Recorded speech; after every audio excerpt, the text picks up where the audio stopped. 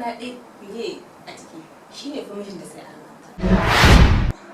Zauwa ne in ja muku kuma alaƙar take tsakanin ɗana da ɗaya babu ita.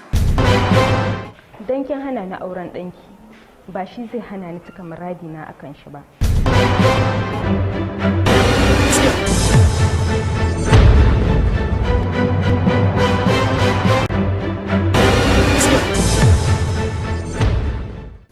Yai, me tsakaniki da wannan?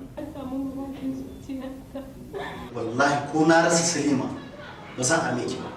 Salima kuma? Ki duba ki gani da suke da yarinyar nan ta maka yan uwa kuma haka ya zo ya faru ta yi mata wannan cin amana. Kina nufin duk abin da aka aikata da sa hannunki a ciki?